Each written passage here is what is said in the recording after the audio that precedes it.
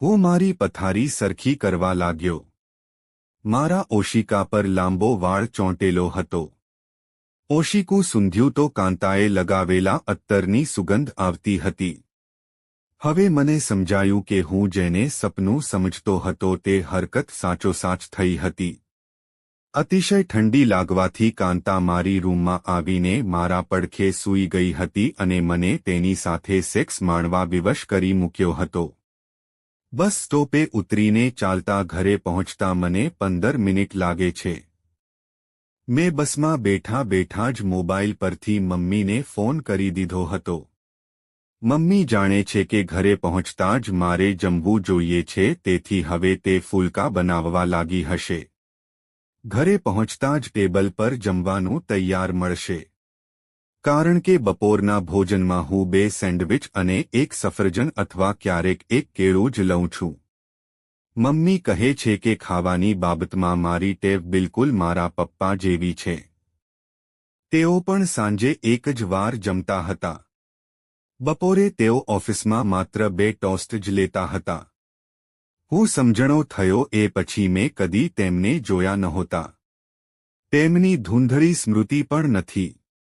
Air ઇન્ડિયાના 1985ના અકસ્માતમાં તેઓનું અવસાન થયું હતું. ત્યારે હું 4 વર્ષનો પણ નહોતો. હૃદયરોગના હુમલા પછી દાદીની તબિયત ખૂબ જ ખરાબ થઈ ગઈ હતી. પપ્પા તેમને જોવા માટે ભારત જઈ રહ્યા હતા, પરંતુ તેઓ તેમને પણ જોઈ શક્યા નહોતા. એ દિવસોમાં મારી શાળામાં રજાઓ હતી, પરંતુ પૈસાની અછતના કારણે અમે મોન્ટ્રીયલમાં જ રહ્યા હતા. કદાચ અમારે જીવવાનું હતું અને પપ્પાનું મૃત્યુ તેમને ભારત તરફ ખેંચી ગયું હતું. માર્ગમાં આયર્લેન્ડ નજીક તેઓ દરિયામાં સમાઈ ગયા. તેમની લાશ પણ નહોતી મળી. દાદીમાં પોતાની બીમારી અને પુત્રના મૃત્યુનો આઘાત જીરવીને હજુ પણ જીવે છે. પપ્પાના મૃત્યુ પછી ઘરના સૌએ મમ્મી પર ભારત પાછા ફરવા માટે ખૂબ દબાણ કર્યું. પરદેશમાં 4 વર્ષના પુત્ર સાથે કેવી રીતે રહેશે, મારો ઉછેર અને અભ્યાસ કઈ રીતે થશે? એ સમયે મારી મમ્મીની ઉંમર 27 થી 28 વર્ષની હશે. મમ્મી થોડાક દિવસ મને ભારત લઈ પણ ગયેલી, પરંતુ ત્યાં રહી શકી નહીં. કદાચ સાસરિયામાં દાદી અને કાકી સાથે મનમેળ ન થઈ શક્યો અને પિયરમાં ભાભીએ તેને એ ભયે ટકવા દીધી નહીં કે ક્યાંક નાનાજી મમ્મીને જમીન જાયદાદમાંથી ભાગ આપે તો. મમ્મીએ મુંબઈમાંથી ગ્રેજ્યુએશન કરેલું હતું. અહીં આવી શરૂમાં તેણે નોકરી શોધવાનો પ્રયાસ કર્યો હશે, પરંતુ નહીં મળી હોય. કદાચ એ નોકરી કરવાને લાયક પણ ન રહી, કારણ કે મોન્ટ્રીયલમાં આવ્યા પછી 10 મહિનામાં મારો જન્મ થયો હતો. કદાચ પપ્પા મમ્મી ખૂબ જ ખુશ થયા હશે કે એક નાનકડું કુટુંબ હતું અને ભવિષ્ય બહુ ઉજ્જવળ નહોતું, પરંતુ આશામય હતું.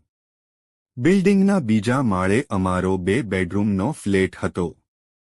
હજુ સુધી અમે તેમાં જ રહેતા હતા. જ્યારે પપ્પા પહેલવહેલા મોન્ટ્રીયલ આવેલા ત્યારથી બિલ્ડિંગના માલિક તેમને સારી રીતે ઓળખાતા હતા. એ કારણસર પપ્પાના અવસાન પછી અમારા ફ્લેટનું ભાડું દર વર્ષે બીજા ભાડુઆત કરતા પ્રમાણમાં ઓછું વધારતા હતા. મોન્ટ્રીયલમાં મારા મિત્રોના ઘર એક-એકથી ચડિયાતા છે. ઘરમાં સારી સારી ચીજ વસ્તુઓ કેટલી સુંદર લાગે છે. કાશ પપ્પા જીવતા હોત તો અમે પણ મોટા ઘરમાં રહેતા હોત, પરંતુ હવે તો આ ઘરમાંથી ત્યારે જ છુટકારો મળશે જ્યારે મને સારી નોકરી મળી જશે. છેલ્લા 8 વર્ષથી મમ્મી બેંકમાં નોકરી કરે છે. તેમાંથી ખર્ચો નીકળી જાય છે. મમ્મી પહેલા ક્લાર્ક હતી, પરંતુ હવે ઓફિસર થઈ ગઈ છે. બેંકની બ્રાન્ચમાં ઓફિસના દરવાજા પર તેના નામની તકતી પણ છે. પપ્પાના વિમાન અકસ્માતમાં થયેલા મૃત્યુ પછી એર ઇન્ડિયા તરફથી મળેલી રકમ મમ્મીએ બેંકમાં ડિપોઝિટ કરાવી દીધી હતી. ત્યારે ઘણા લોકોએ સલાહ આપી હતી કે ઘર ખરીદી લો તો સારું રહેશે, પરંતુ ઘર ખરીદ્યું નહીં તે સારું થયું. જગતમાં કદાચ ક્યુબેક જ એક એવું સ્થળ છે જ્યાં ઘરોની કિંમત છેલ્લા 10 વર્ષમાં વધવાના બદલે ઘટતી જાય છે. અમારો ફ્લેટ બસ 50 પગલાં જ દૂર હતો. ન જાણે કેમ પણ હંમેશા બસ સ્ટોપથી ઘરે આવતા મારું મન ભટકવા લાગે છે. મમ્મી ક્યારે વિચારી પણ નથી શકતી કે પપ્પાની ગેરહાજરી મને કેટલી ખટકે છે.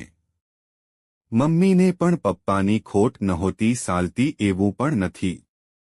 કદાચ મારું મન તેના જીવનના છવાયેલા ખાલીપાને સમજી શકતું નહોતું. મમ્મીએ જ આજે મને જરૂર કરતાં વધુ ભૂખ લાગી હતી.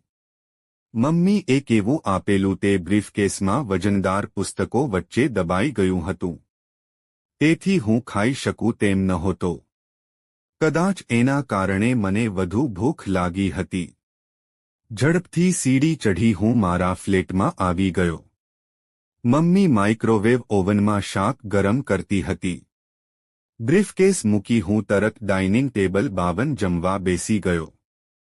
જરા હાથ તો સાફ કરી લે નવી. મમ્મીએ કહ્યું, રસ્તામાં કોણ જાણે ક્યાં ક્યાં હાથ અડ્યા હશે. મમ્મી સફાઈ તરફ વધુ ધ્યાન આપે છે. મમ્મીને માઠું ન લાગે માટે ઝટ હાથ ધોઈ સાફ કરી લીધા. જેલ. કોઈ કાગળ આવ્યો છે? મેં પૂછ્યું. તેને કોણ કાગળ લખવાનું હતું કે કોળીઓ મોઢામાં મૂકતા પહેલા જ પૂછે છે. આપણે ત્યાં બિલ્લો સિવાય કોઈનો પત્ર આવે છે. હા, કાંતાનું કાર્ડ આવ્યું છે. તેણે પુત્રને જન્મ આપ્યો છે. કાંતાને ત્યાં પુત્ર જન્મ થયો છે. આ વર્ષે તો તેના લગ્ન થયા છે. હું આશ્ચર્યમાં બોલ્યો. આ સાંભળી મમ્મી કશું ન બોલી. એ શું વિચારતી હતી એનું અનુમાન મને હતું. જે સવાલનો જવાબ મમ્મી આપવા ન ઈચ્છતી હોય એને ફરી પૂછવામાં આવે તો મમ્મી નારાજ થઈ જાય છે. આ તેની ટેવ છે. અમે કશું બોલ્યા ચાલ્યા વિના ભોજન કરવા લાગ્યા. તે પછી મમ્મી રસોઈના એઠા વાસણ સાફ કરવા લાગી. થોડી વારમાં હું પણ જમીને ઊભો થયો. મારી ફ્રી લઈને રસોડામાં જઈ સિંકમાં સાફ કરવા લાગ્યો. મમ્મી કિચનની ફરશ સાફ કરતી હતી. ઝટપટ કામ આટોપી મમ્મી ટીવી જોવા ઈચ્છતી હતી. હું ખાધા પછી થોડીવાર ટીવી જોઈને મારા અભ્યાસમાં પરોવાઈ જતો અને 11 વાગે સૂઈ જતો. મમ્મી 10 વાગે સૂઈ જતી. અમારામાં દીકરાની આ રોજની ટેવ હતી. ખાધા પછી મને ગળપણ ખાવાની આદત છે. કદાચ પપ્પાને પણ હતી. મમ્મીએ તો જાણે મીઠાઈ ન ખાવાના સોગંદ લીધા હતા. કહેતી કે જ્યારે તું કમાવા લાગીશ ત્યારે તારી પહેલી કમાણીમાંથી પેટ ભરીને મીઠાઈ ખાઈશ. મને પાળીપોષીને કમાતો કરવો તે તેના જીવનનું મહત્વનું ધ્યેય હતું. મમ્મી ટીવી જોતી હતી. દોજની જેમ સોફા સામે રાખેલા ટેબલ પર આજે આવેલું બિલ તથા એક કવર પડ્યું હતું.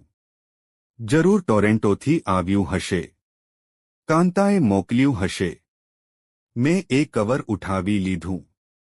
મારું અનુમાન સાચું હતું. કાંતા અને વિનય તરફથી તેમના પુત્રના જન્મના સમાચાર હતા. પુત્રનો જન્મ 5મી ઓક્ટોબરે થયો હતો. 7.5 પાઉન્ડનો હતો. તેનું નામ વિવેક રાખ્યું હતું. લગ્નને પૂરા 9 મહિના પણ થયા નહોતા.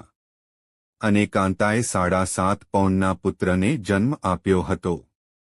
માંસાહાર કરનારી સ્ત્રીઓના બાળકો વજનદાર હોય છે.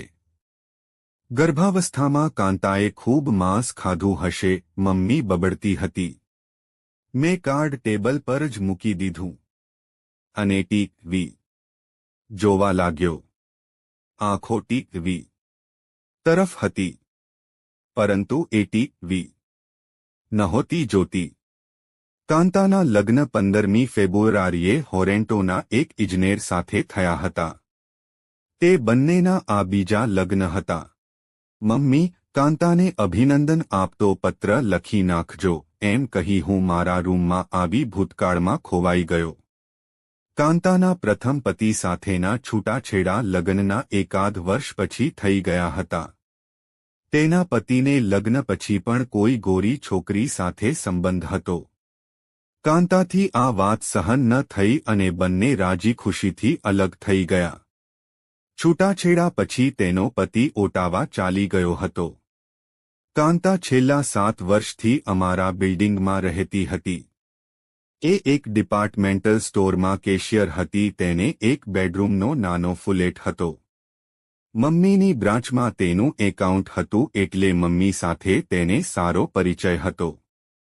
અહીં બિલ્ડિંગમાં રહેનારા લોકો એકબીજા પ્રત્યે ઉદાસીન વલણ રાખતા હોય છે. કોઈને કોઈની સાથે કશી લેવાદેવા હોતી નથી કે એકબીજાની બાબતમાં માથું મારતા નથી હોતા. હા, કોઈ કોઈની પાસેથી મદદ લેવાનો આગ્રહ રાખે છે તો લોકો મદદ કરે છે. મમ્મીનું પ્રમોશન આ જાન્યુઆરીમાં થયું હતું. જે દિવસે મમ્મીને હેડ ઓફિસમાંથી પ્રમોશનનો પત્ર મળ્યો તે દિવસે મમ્મી ખૂબ જ આનંદમાં હતી. મમ્મીને તે માટે 1 અઠવાડિયું ટોરેન્ટો ટ્રેનિંગ લેવા જવાનું હતું. 1 થી 5 ફેબ્રુઆરી સુધી મમ્મીની ટ્રેનિંગ હતી. મમ્મીએ વિચારથી મૂંઝાતી હતી કે તેણે મને ફ્લેટમાં એક પણ દિવસ એકલો છોડ્યો ન હતો. તે મને તેની સાથે ટોરેન્ટો પણ લઈ જઈ શકે તેમ નહોતી. મારો અભ્યાસ તથા ત્યાં આખો દિવસ હોટલમાં રહીને હું શું કરું? કાંતાના લગ્નની જાણ મમ્મીને ત્યારે થઈ જ્યારે કાંતા તેનું બેંક એકાઉન્ટ બંધ કરવા આવી હતી. કાંતાની મૂંઝવણની વાત એ હતી કે તેને ફ્લેટનું આખા ફેબ્રુઆરી મહિનાનું ભાડું ભરવું પડે તેમ હતું.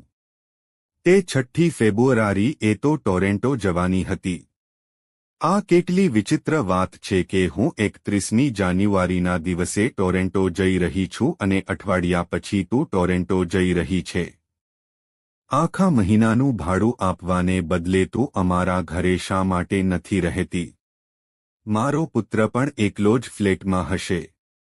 મેં રાત્રે તેને કદાપી એકલો નથી મૂક્યો. મમ્મીએ વાત કરી અને કાંતાએ તરત સ્વીકારી લીધી.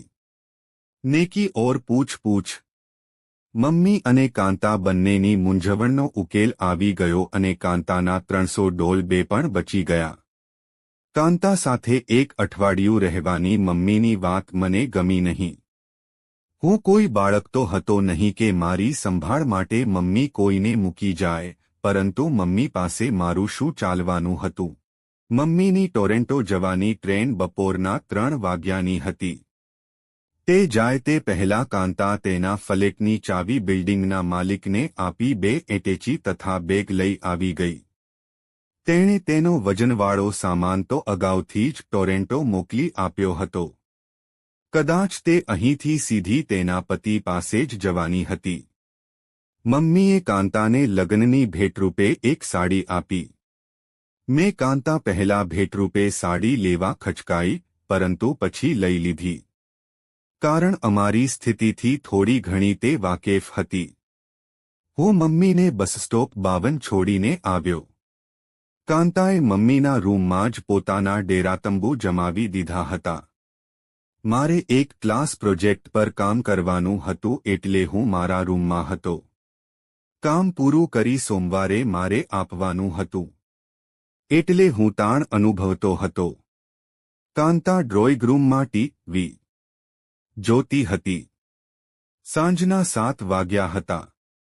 કાંતાએ ધીરેથી મારા રૂમનો દરવાજો ખોલી પૂછ્યું, તું સાંજનું ભોજન કરે છે? મને તો કકડીને ભૂખ લાગી છે. જો તું મોડેથી ભોજન કરવાની ઈચ્છા રાખતો હોય તો તને ત્યારે ફૂલકા બનાવી આપીશ. તમે ફૂલકા બનાવવા માંડો, મને પણ ભૂખ લાગી છે. અમે તો સાંજના 6 વાગે જમી લઈએ છીએ.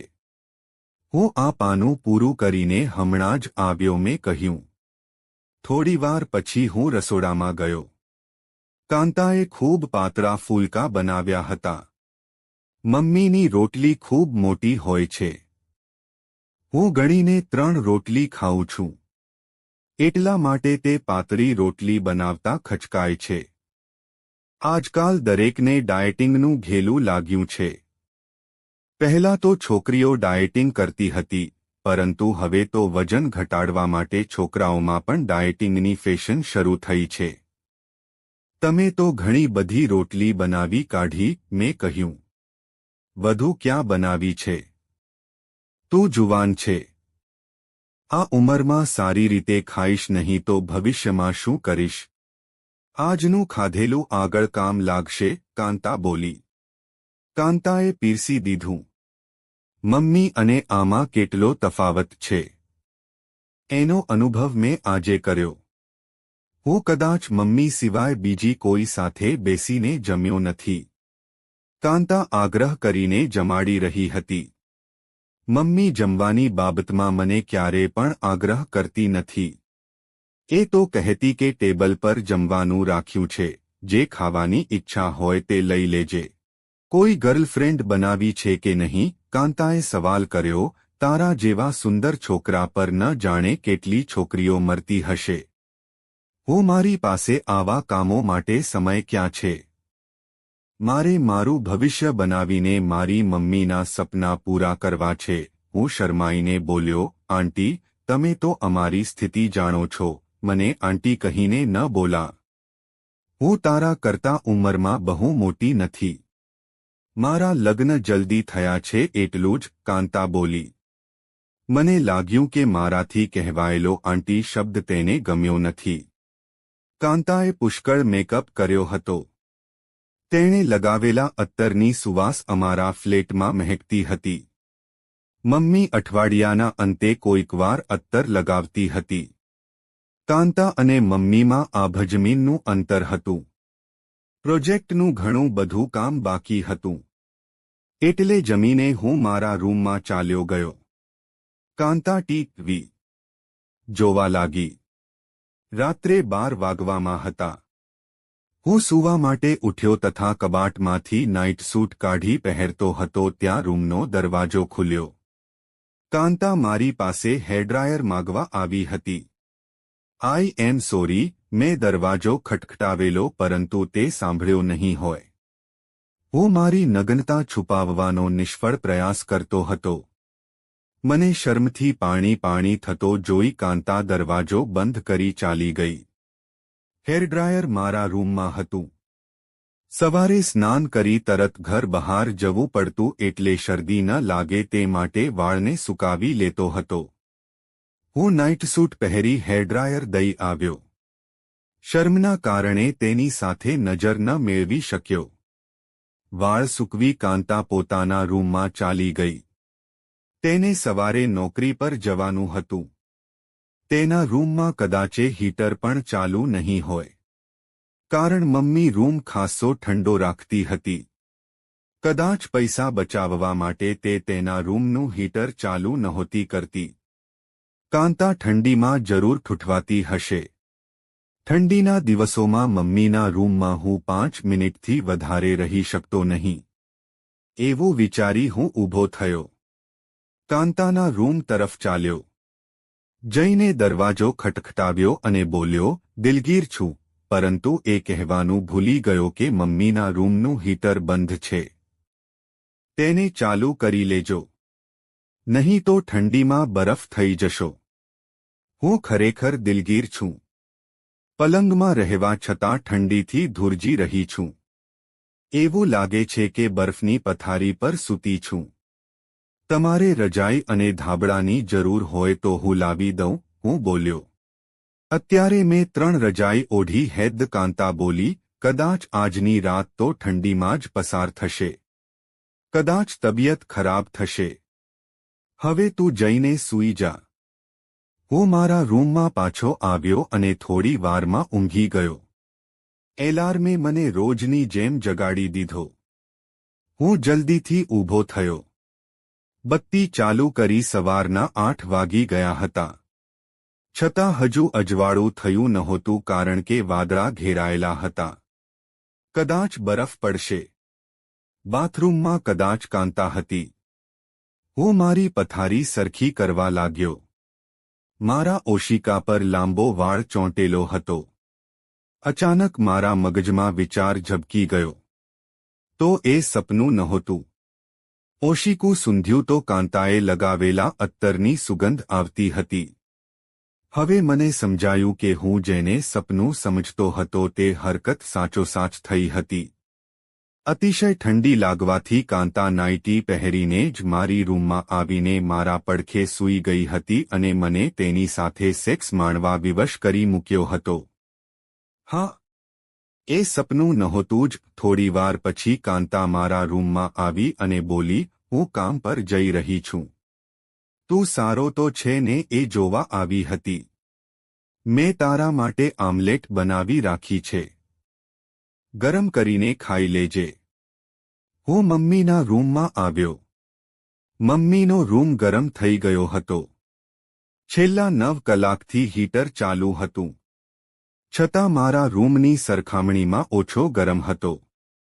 કાંતાથી ઠંડી સહન નહીં થઈ હોય. હજુ પણ મમ્મીનો પલંગ બરફ જેવો ઠંડો હતો. મને પહેલીવાર અનુભવ થયો કે મમ્મી શા માટે તેના શરીરને પીડા આપતી હતી. ઠંડા રૂમમાં માત્ર પૈસા બચાવવા માટે જ રહે છે કે બીજા કશા કારણે? સાંજ સુધીમાં તો મમ્મીનો રૂમ ખૂબ જ ગરમ થઈ જશે. સોમવારે મારું લેક્ચર 2 વાગે પૂરું થઈ જાય છે. છતાં હું આમતેમ ફરતો રહ્યો. રાત્રે 8 વાગે ઘરે પહોંચ્યો. કાંતા જમવા માટે મારી રાહ જોતી હતી. મને ન ગમ્યું, કારણ કે મારા કારણે તેને જમવામાં મોડું થયું હતું. અમારા બંને વચ્ચે ટેન્શનની સ્થિતિ બની રહી. મારી સમજમાં કશું ન આવ્યું કે તેની સાથે શી વાત કરવી. કદાચ તેની હાલત પણ આવી જ હતી. ગમે તેમ પણ દિવસ પસાર થયા અને શુક્રવારે મમ્મી આવતા મને જે રાહત થઈ એનું વર્ણન હું કરી શકું તેમ નથી. શનિવારે સવારે 10 વાગ્યાની ટ્રેનમાં કાંતા ટોરેન્ટો ચાલી ગઈ. એ વખતે હું સૂતો હતો. તેથી કાંતાએ રૂમ બહારથી જ મારી વિદાય લીધી. કાંતા, પ્લીઝ ખોટું ન લગાડીશ, એ હજુ પણ બાળક છે. શનિવારે મોડે સુધી સૂતો રહે છે. 12 વાગ્યા પહેલા ઉઠતો નથી. મમ્મીએ મારા વતી કાંતાની માફી માગી. તમારો દીકરો બાળક નથી. એ તો મોટાને પણ શરમાવે તેવો છે, કાંતાએ કદાચ પોતાના અનુભવના આધારે કહ્યું હતું. બાળક જોતજોતામાં જુવાન થઈ જતું હોય છે અને મા બાપને એનો ખ્યાલ પણ રહેતો નથી, કાંતા બોલી અને થોડી વાર પછી ચાલી ગઈ. મમ્મીએ કાંતાના લગ્ન પર અભિનંદન કાર્ડ મોકલ્યું હતું, જેનો કશો જવાબ આવ્યો નહોતો. છેલ્લા મહિનામાં મેં કાંતા વિશે 2-4 વાર સાંભળ્યું હતું. તે તેના જીવનમાં વ્યસ્ત હતી અને અમે અમારા જીવનમાં પરોવાયેલા હતા. મમ્મીએ પ્રમોશન મળતા એક કાર પણ ખરીદી લીધી હતી. એકવાર મમ્મીએ કાર દ્વારા ટોરેન્ટો જવાની વાત કરી હતી, પરંતુ કાંતાને ત્યાં રોકાવાની વાત મને પસંદ નહોતી. કાંતા કદાચ અમને બંનેને ભૂલી પણ ગઈ હોય. પણ મને કેમ ભૂલી શકે? એના બાળકમાં ક્યાંક ને ક્યાંક મારો ચહેરો તેને જરૂર દેખાતો હશે. કાંતા સાથે ગાળેલા 5 દિવસમાં એક પાઠ હું જરૂબે શીખ્યો હતો. એ પાઠ હું મારા આ જીવનમાં ભૂલી શકું તેમ નહોતો. મેં નિર્ણય કરી લીધો હતો કે હું કોઈ પરાયાના હાથમાં મારા સંતાનને ક્યારે પણ નહીં સોંપું, પછી ભલેને એ મારો ગમે તેટલો પરિચિત કેમ ના હોય. જો તમને આ વિડિયો ગમ્યો હોય તો લાઇક કરો, મિત્રો સાથે શેર કરો અને ચેનલને સબસ્ક્રાઇબ કરો. ધન્યવાદ.